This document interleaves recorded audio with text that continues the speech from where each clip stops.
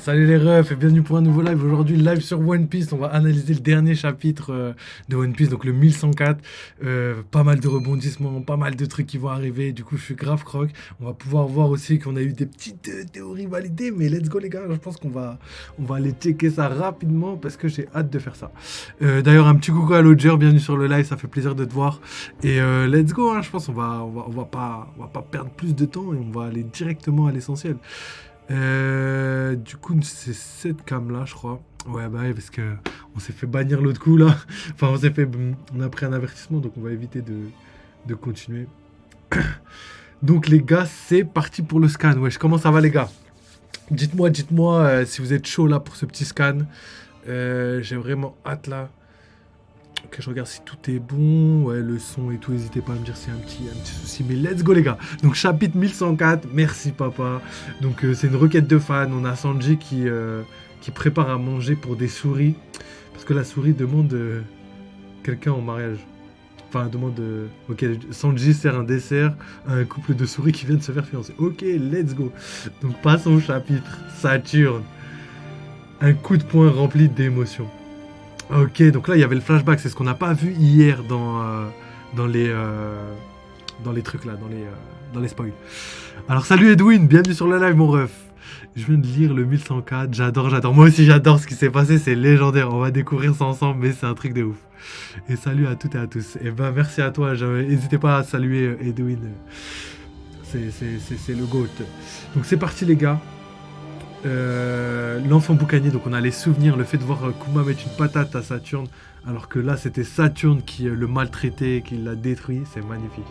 Encore un parallèle magnifique d'Oda, il adore faire ça, c'est son truc préféré je crois. Avec les foreshadowing, je crois que c'est les deux trucs qu'il préfère.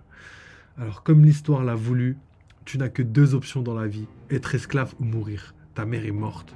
À l'heure qu'il est, elle repose au paradis. Et on est si heureux, donc ça c'est quand... ouais, Ginny disait ça à Kuma quand elle était petite. Donc ça, c'est les petits souvenirs. Désolé Kumachi, mais je suis sur le point de mourir. Donc là, pareil. Donc il a perdu là. En fait, c'est un petit truc un petit pincement au cœur, tu vois.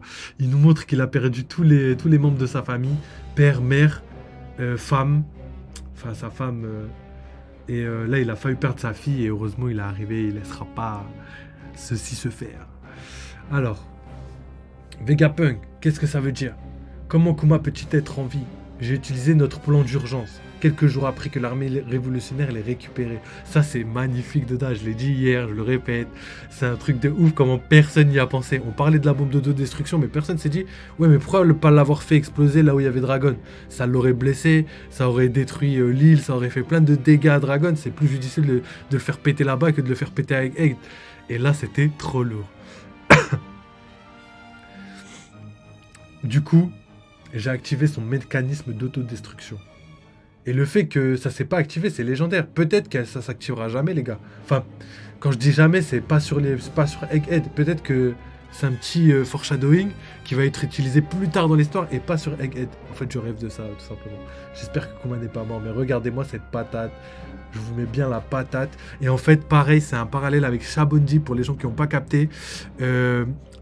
Luffy, l'image où il y a Luffy qui donne la patate à Saint-Charlos, je crois, elle est exactement pareille. C'est-à-dire qu'on a on a la patate de Luffy qui se prépare à taper, comme Kuma qui se prépare à taper, et on a le poing qui s'écrase dans la tête à Charlos, et là en fait c'est le parallèle parfait que Oda a fait. Donc comme je vous ai dit les gars, quand on va relire One Piece ou re-regarder One Piece, on va être choqué par ce genre d'image, parce que c'est les mêmes. C'est vraiment les parallèles magnifiques. Donc là, on voit Saturne vraiment manger une patate des enfers. Donc pour les gens qui pensaient, parce que j'ai vu beaucoup de gens dire ouais, Kuma il est trop fort, il a réussi à retirer un bras à Saturne juste en le tapant. Eh ben non les gars, il a mis une patate à Saturne, mais c'est les débris qui lui sont tombés sur le bras qui lui ont retiré son bras. Et ça aurait pas été cohérent que Kuma puisse faire autant de dégâts à Saturne quand je sais pas, genre même genre les premiers commandants et tout, en une patate, ils font pas ce genre de dégâts, tu vois. Patate de foin. C'est la patate que tout le monde attendait.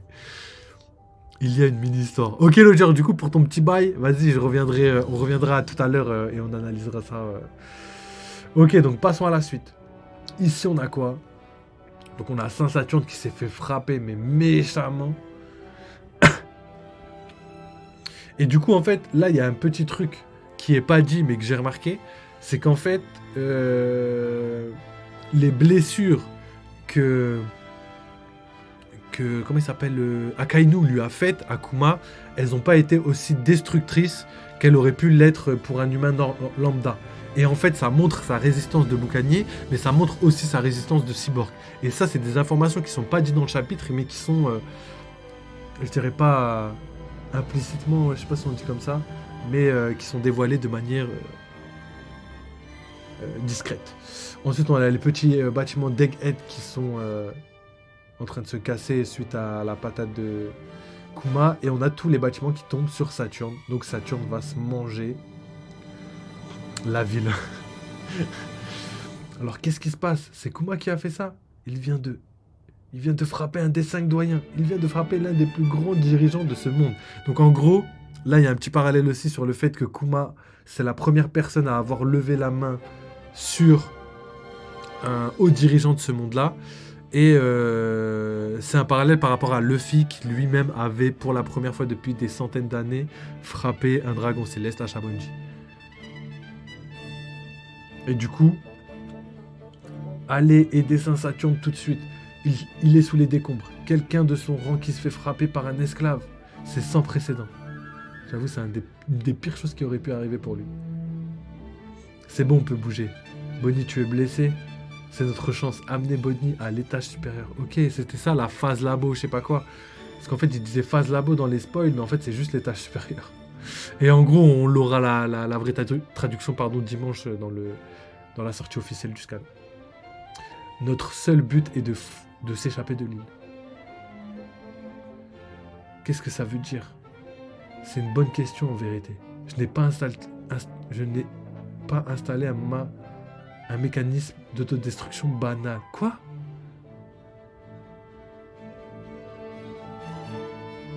Impossible pour moi de supporter l'idée de transformer en bombe en sachant que ces salauds en profiteraient pleinement. Mais j'ai quand même tenu parole, j'ai juste utilisé un autre type de sécurité. Ok, donc c'est Vegapunk. Ah ouais, ça on l'avait pas vu dans les spoils. C'est ouf. Je reviendrai. Ok, pas de soucis, Lodger. Vas-y mon ref. Et il l'a activé. Je l'ai programmé pour que ton corps s'éteigne complètement. Entre ça et la perte de ton humanité, tu ne devrais être qu'un légume à l'heure qu'il est incapable de recevoir des ordres. Ok. Déjà l'image et tout avec Bonnie et tout, c'est magnifique. Mais attends, c'est pas fini. Même en tenant compte de la présence de Bonnie sur l'île, ce n'est pas normal que tu aies réussi à nous rejoindre. Comment peux-tu encore bouger? Même la science ne pourrait l'expliquer. Ça ne peut pas être ce à quoi je pense. Si, on dit que les boucaniers ont une caractéristique spéciale en plus de leur corps robuste. Après tout, ton peuple... Il va pas finir sa phrase. Ok, donc ce serait grâce à ses capacités de boucanier qu'il peut garder son intégrité mentale et qu'il est pas mort complètement. Donc le retour de Kuma reste encore dans les probas.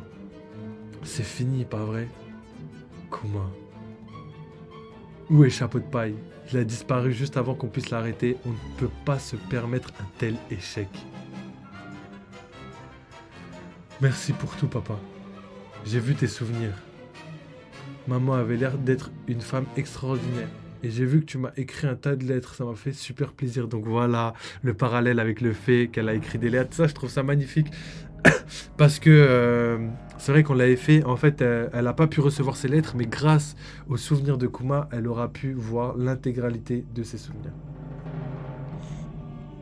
Je me fiche que tout le monde te traite de tyran parce que je sais qu'il n'y a personne de plus gentil que toi. Et c'est vrai que pour l'instant, on n'a personne. Pour moi, t'es la personne la plus cool du monde entier. Je ne l'oublierai jamais. Saint-Saturne.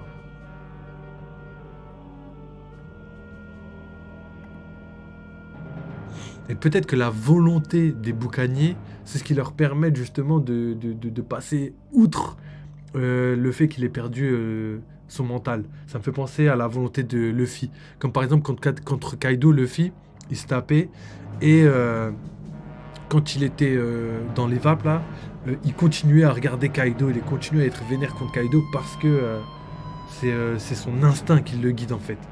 L'instinct des boucaniers ressemble beaucoup à l'instinct de Luffy. L'instinct d'Eddie peut-être, je sais pas. Ou peut-être l'instinct de Nika. On verra. Vegapunk, j'attends toujours tes explications. Donc effectivement, Saint Saturne a réellement perdu un bras. Mais par contre, il est bizarre. Je sais pas si ça a été fait pour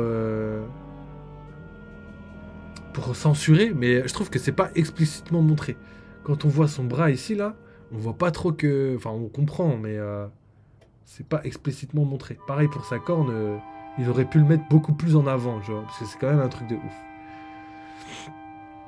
Alors, je pense pouvoir dire que je suis le responsable, mais si tu es un romantique, tu peux tout aussi bien mettre ça sur le compte de l'amour, du pouvoir de l'amour plutôt. Je vois, une fois de plus, l'erreur est humaine. Tu as fait ton temps, mon vieux. Il est temps de faire tes adieux. C'est quoi ce bordel? Son corps se régénère. Ok. Et là, c'est la fameuse photo. Non mais, légendaire. Regardez-moi ce bras qui se régénère. Moi, je trouve ça ouf. Vite, papa, tu dois bouger. Je ne te laisserai pas faire. Contrairement à Bonnie, une fois de plus, vieille araignée de malheur. Non, contrarier Bonnie une fois de plus, vieille araignée de malheur. Donc en gros, je te laisserai pas contrarier une fois de plus Bonnie. Aussi. Ouais, nous aussi, on a une dette envers Kuma. Radical. B. Eh bien, vous avez beaucoup évolué. Et ça aussi, le fait que Kizaru puisse dire ça, pour moi, ça voudrait dire que il respecte la puissance des Mugiwara, tu vois. Il est choqué de savoir à quel point ils ont évolué de ouf, capables de contrer Saturne, tu vois. Bim. Donc là, on a Kizaru. Mettons votre évolution à l'épreuve. Donc là, c'est marrant qu'il s'attaque à Franky parce que justement, la technologie que Franky a, c'est la technologie de Kizaru qui a été retransmise par Vegapunk. Et du coup, maintenant, on va voir si lui est capable de résister à ses propres rayons. Et ça je trouve ça pas mal aussi. Les parallèles d'Oda, les gars, là je te jure, la liste a fait plaisir tellement Oda il nous a régalé. Par contre, il me semble que ouais, le chapitre est hyper court parce que voilà, on arrive déjà à la dernière page. Il n'y a que 13 pages cette semaine. Donc peut-être qui nous régalera plus la semaine prochaine, mais déjà, les révélations de celui-là est quand même énorme. Vegapunk, papa ne peut pas bouger. Atlas, peux-tu le porter jusqu'à notre point de rendez-vous dans le laboratoire? Je m'en occupe. Oh là là, j'espère que Kuma va être remis. Regardez, là, ils essayent de le sauver et tout. Et là, on est à Shabondi, donc je pense que... Là, je pense que le parallèle, justement, par rapport au Mugiwara qui sauve Kuma, pourrait être possible vu qu'avant c'était Kuma qui avait sauvé les Mugiwara. Et d'ailleurs, là on voit très clairement que Kuma a pris la place de Luffy parce que c'est lui qui met une patate à Saturne. C'est lui qui est malheureusement trop faible pour battre Saturne, tu vois. Aujourd'hui, peut-être que Luffy va rembourser sa dette par rapport à ce qui s'est passé à Shabondi et va sauver Kuma. J'espère que ça se passerait comme ça. Par rapport à ce que Oda pense et ce que Oda fait, je trouve ça carrément cohérent et carrément possible dans le sens où on sait déjà que Oda fait pas mourir énormément ses personnages, donc ça pourrait le faire.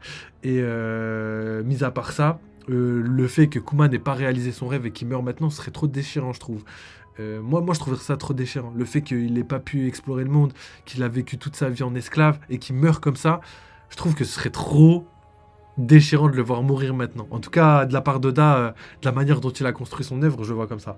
Dans un autre manga, genre Attaque des Titans, ça m'aurait pas surpris, mais là, on est dans One Piece, les gars. Les morts, je pense pouvoir dire que les morts sont bien plus rares que dans n'importe quel autre manga. Et c'est pas pour me déplaire, honnêtement. Je pense pas que la mort de quelqu'un est ultra nécessaire pour la cohérence d'une œuvre. Et je pense que Oda l'a prouvé 15 000 fois, vu qu'il est toujours numéro 1, alors que il a pas tué énormément de personnages. Alors, maintenant que Kuma nous a rejoints, vous ne pensez pas qu'il y a trop de joueurs sur le terrain? Je pense qu'il est temps d'en finir. Tu es un homme triste, Kizaru. Tu n'as donc pas de cœur? J'aurais dû prendre des lunettes plus foncées. Je vais me ridiculiser à ce rythme. Mais là, du coup, je sais pas si les... Aïe, aïe, aïe, je sais pas si les traductions sont les bonnes. Parce que dans les spoils, ils nous disaient pas ça par rapport au, euh, aux paroles. Tu vois. On n'a pas la même signification des paroles. Donc, il va falloir qu'on revoie un petit peu. De toute façon, je regarderai. Et dans la prochaine analyse et aux prévisions futures du chapitre 1105, eh ben, je vous dirai si tout a été avéré ou pas. Ensuite, le Buster Call a été autorisé. Le gouvernement mondial a déclaré cette île comme étant une menace pour le monde entier. À tous les navires, préparez-vous à faire feu. Réduisez cette île en cendres au nom de la justice. Un traître qui a étudié les tabous de ce monde, un survivant d'une lignée qui ne devrait être éteinte, et un pirate qui a éveillé le pouvoir de cet ancien dieu. Cette île est complètement infestée. Ok, déjà là, le discours, j'adore. Parce que du coup, là, on commence à en avoir quand même pas mal. On commence à avoir beaucoup d'informations. Déjà, le fait que Saturne est tout cramé, tu vois, en mode il a tout analysé la situation. Le fait que le Buster Call a été débloyé. Rappelez-vous qu'on a 10 fois plus de navires qu'à Ines Lobby ou qu'à O'Hara. Donc on a quand même un, un arc rempli, vraiment bien rempli. Et du coup, je pense que l'île va pouvoir être rasée à une vitesse monstre. Je pense que quand le Buster Call va être programmé dans le prochain chapitre, ça va aller très très vite, les gars. Je pense que ça va aller très très vite. D'ailleurs, Egghead, ça ne m'étonnerait pas. Je pensais que ça allait durer toute l'année, qu'il y avait encore énormément à raconter, des combats et tout. Mais vu que maintenant je priorise le scénario de la fuite des Mugiwara, je pense que Egghead, on en a vraiment pour pas très longtemps. On est chapitre combat. Attends, faut que je regarde. On est chapitre 1104. Je pense qu'à la fin de ce tome, ce sera la fin de Egghead. Il y a moyen que la fin de ce tome, ce soit la fin de Egghead. Parce qu'on n'a pas exactement le nombre de chapitres par tome et tout, c'est pas officiel encore. Même, je pense que même Oda lui-même n'a pas encore choisi. Ils vont en parler avec les éditeurs et tout pour trouver le nombre parfait de chapitres. C'est d'ailleurs pour ça que dans ce chapitre-là, il n'y a que 13 pages. Parce qu'il peut se donner la liberté de rajouter un chapitre dans le tome ou pas. Et du coup, je pense sincèrement que là, on va approcher de la fin du tome. On doit être au milieu du tome. Faudrait que je regarderai après. Et je pense que, 5 chapitres, 1105, 1110, 1109, 1111, dans ces alentours-là, je pense que ce sera la fin de Egghead. Et justement, ce sera la déclaration de guerre au gouvernement mondial, et peut-être que ce sera ça l'incident de Egghead, et peut-être qu'on vient de voir l'incident de Egghead, le fait qu'un Tenryubito haut placé s'est fait frapper par un simple pirate, par l'éveil de Nika, comme il l'a dit, peut-être que c'est ça l'incident de Egghead. D'ailleurs, rappelez-vous la manière dont, ou peut-être c'est pas ça, hein, mais rappelez-vous dans la manière dont les gens ont réagi. On a vu la marine réagir en mode, ouais, mais ça s'est vraiment passé. Un esclave qui aurait frappé un plus haut dirigeant du monde, ça pour moi ce serait justifiable pour être la fin de Egghead, en mode l'incident de Egghead. Donc je vais changer la cam. En vrai, tu dirais combien de chapitres? 1111, ce serait beau. Tu connais Oda avec les chapitres miroirs. Ouais, franchement, 1111, je trouverais ça légendaire. Après, c'est vrai qu'il y a les chapitres miroirs, mais tu penses que... Il y a quoi au chapitre... C'est quoi le chapitre 111? Je sais pas ce qu'il y a au chapitre 111. Du coup, je pourrais pas te dire... Même miroir, ça pourrait... Je sais pas, ça pourrait être quel chapitre, tu vois, qui pourrait correspondre. Je sais pas si tu comprends ce que je veux dire. Mais en tout cas... Je sais que par exemple, 1111, c'est un chiffre parfait pour terminer un arc, ou même terminer un combat, ça le ferait aussi. Je pense pas qu'on a besoin essentiellement que ce soit l'arc qui se termine, mais je pense que la fuite va prendre à peu près 2 chapitres, et que le reste des événements sur Egghead, lui, va prendre quelques chapitres. Donc on a quoi? On a donc un Saturne immortel. Physiquement immortel pour l'instant. Je pense qu'il a un point faible comme tout le monde. Peut-être que le balancer dans l'eau, ça le tuerait. Hein. Je pense que ça, c'est possible. Mais pour l'instant, physiquement, il est immortel. Tous ses membres repoussent. Il a pris un radical beam et 3 bâtiments sur le crâne, perdu une corne, un bras et un bout de torse. Et au final, tout a repoussé normal. Je le trouve pas fatigué. Je le trouve peut-être énervé, mais pas fatigué. Donc je pense qu'il en a encore sur le coude. Ensuite, je pense que là, il y a moyen qu'il y ait des combats qui arrivent. Pour moi, Lucci Zoro, ça va se terminer par la fuite de Lucci. Donc Zoro ne va pas battre Lucci. Pourquoi? Parce que scénaristiquement, on a besoin que Lucci sauve York et qu'il emmène York au gouvernement mondial et qu'il puisse détruire l'île, mais en gardant la force de Vegapunk. Pourquoi on en a besoin scénaristiquement? Parce que si il n'y a pas un des Vegapunk qui est gardé par le gouvernement mondial, le gouvernement mondial perd sa force du SSJ, perd ses Séraphins, perd ses Pacifistas et perd Motherflay. Et je pense que ils sont pas prêts pour ça. Ils sont pas prêts pour ça. D'ailleurs, si Egghead, c'est l'œuf là, le labo de Egghead se trouve en hauteur, peut-être que c'est parce qu'ils veulent pas détruire le cerveau de Vegapunk et que le Buster Call va servir à détruire uniquement la base de l'île. Et ça pourrait être ultra cohérent. Parce que justement, on détruirait la base de l'île, on garderait le cerveau, York garderait le contrôle un petit peu sur le SSJ, et Vegapunk pourrait s'enfuir avec Luffy. Donc tout rentre dans l'ordre. C'est pas obligé que ça se passe comme ça, mais pour l'instant, je le vois comme ça. Je vois très très bien passer comme ça. Ensuite, pour ce qui est du Buster Call, je pense que c'est ça qui va détruire l'île et pas la bombe d'autodestruction. Je pense que la bombe d'autodestruction, c'est un peu un teaser. En gros, il l'a mis. On a cru qu'elle allait être utilisée sur l'île, mais là, on voit qu'elle n'est pas utilisée. Donc, ça veut dire que Kuma a le contrôle, entre guillemets, sur la bombe d'autodestruction. Ça se peut que Kuma reste sur l'île, qu'il essaye de tout faire péter, et qu'il empêche, par exemple, Saturne de les suivre, etc. etc. Ce qui est très probable.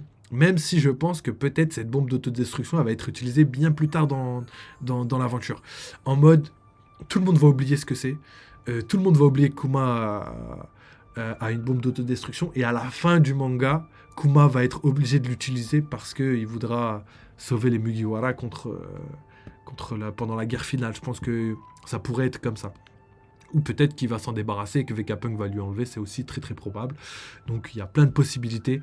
Mais la bombe d'autodestruction, peut-être que c'est une feinte. Mais quand Oda place quelque chose, normalement, c'est pas pour rien. Donc une fois qu'on sait ça... On voit, qu'est-ce qu'on a?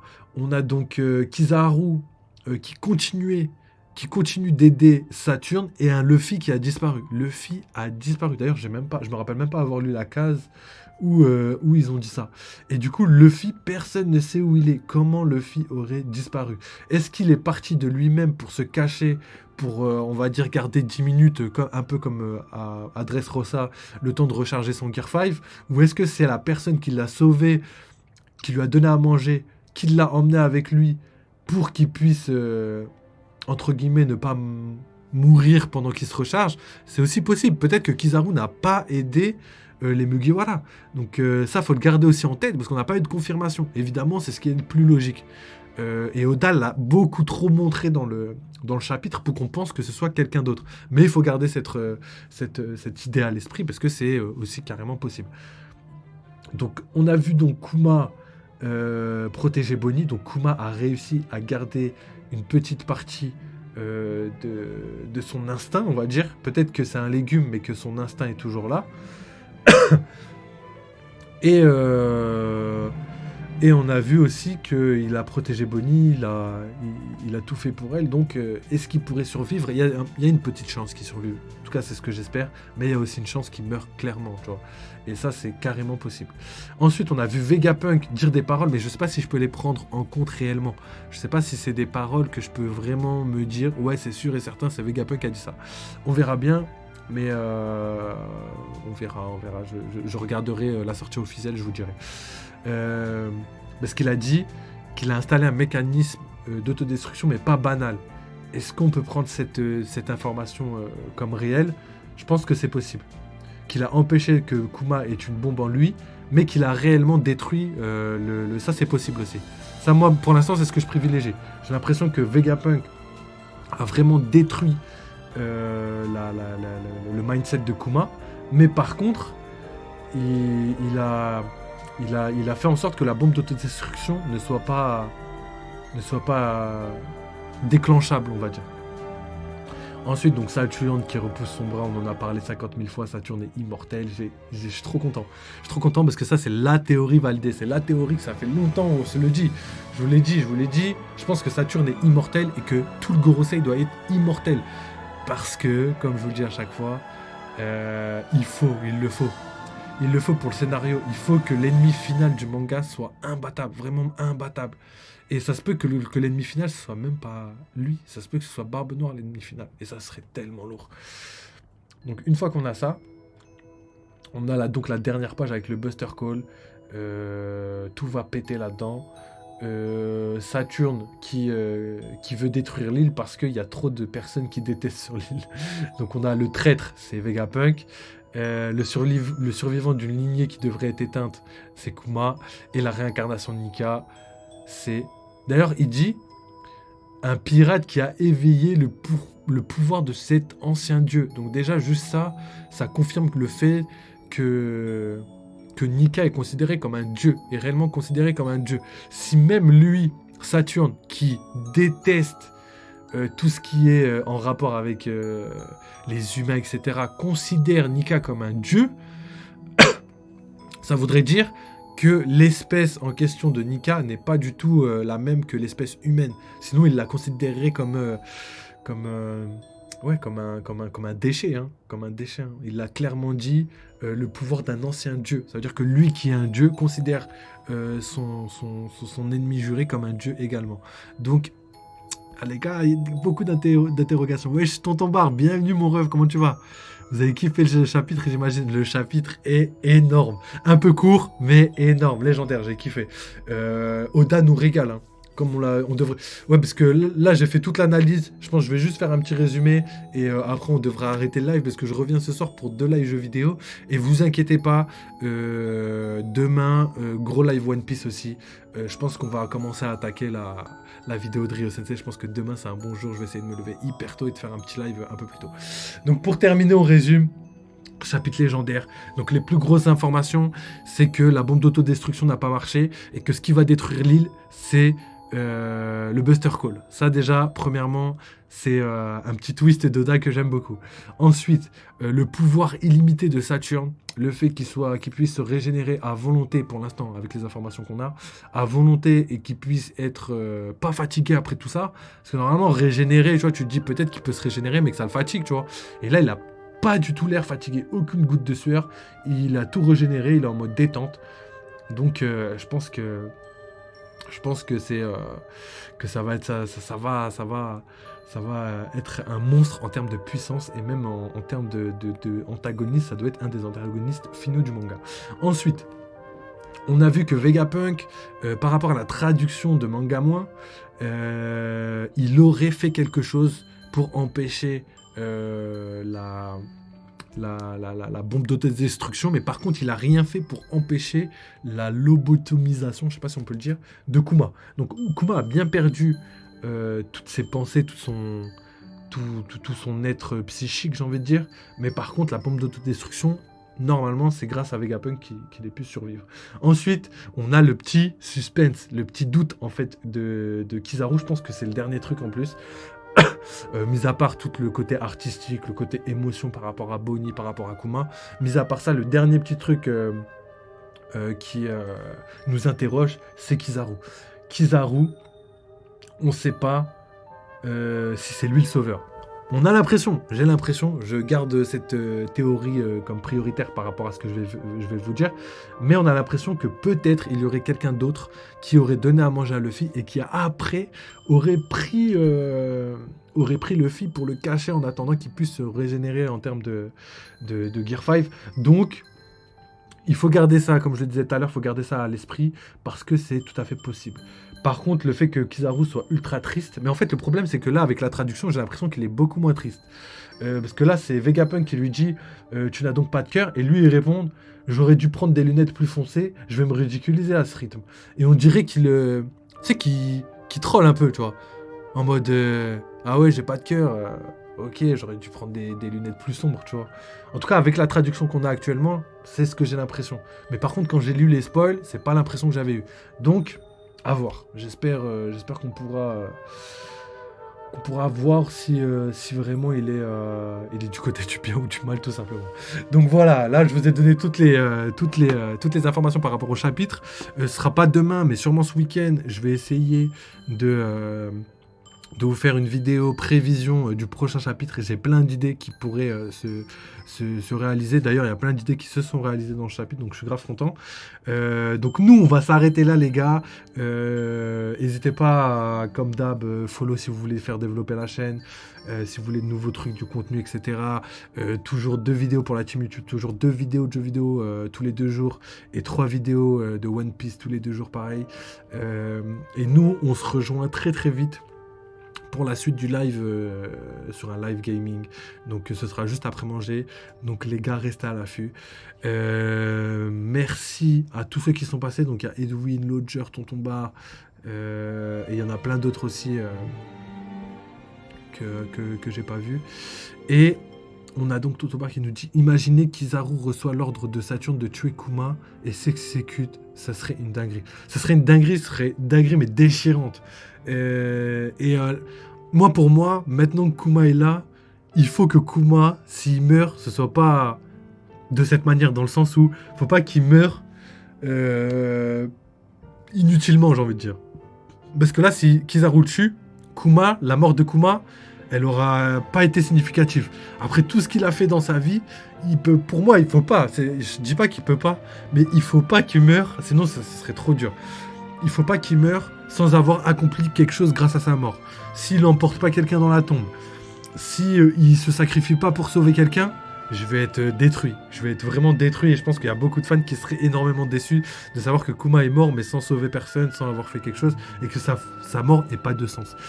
Pour moi, j'espère qu'il va pas mourir. J'espère encore et toujours, les gars, encore et toujours. J'espère qu'il va survivre. Je pense qu'il y a une petite chance, mais que ça se complique. Ça se complique, évidemment. Et comme je l'ai dit tout à l'heure, je vais terminer avec ça. Franchement, le fait que Kuma, par rapport à Shabondi, par rapport au parallèle de Shabondi, le fait que Kuma ait sauvé tous les Mugiwara à l'époque parce qu'ils n'étaient pas assez forts, et qu'aujourd'hui les Mugiwara soient assez forts et qu'ils sauvent Kuma parce que justement ils ont une dette envers lui, je trouve ça magnifiquement beau. En plus de ça, il y a aussi le fait que Kuma a pris la place de Luffy, dans le sens où c'est Kuma qui a mis la patate, pas à Saint-Charlos, mais à Sanjay Garcia. Et du coup, Kuma avait dit quoi dans le flashback? Il avait dit ça fait au moins 400 ans qu'on n'a pas vu quelqu'un frapper, enfin je sais pas si c'est 400, mais vous avez capté, que quelqu'un n'a pas frappé un Tenryubito. C'est un acte des plus libérateurs, en gros. C'est un acte digne du héros qui soutenait. Et aujourd'hui, il est à l'autre place. C'est un esclave qui a tapé un Tenryubito, et c'est le premier à avoir fait ça dans toute l'histoire du manga. Enfin, je dis toute l'histoire connue du manga. Voilà. Donc pour moi, le parallèle est magnifique, et je suis toujours et encore convaincu qu'il y a une chance pour que Kuma survive. En tout cas, je l'espère. Donc voilà, les gars, c'est fini pour aujourd'hui. Merci d'avoir suivi. On se capte très très vite. Live, n'oubliez pas le live jeu vidéo juste après. Et comme d'habitude, vive les jeux vidéo, vive One Piece, et à très vite. Allez, ciao les mecs, et on se capte très vite.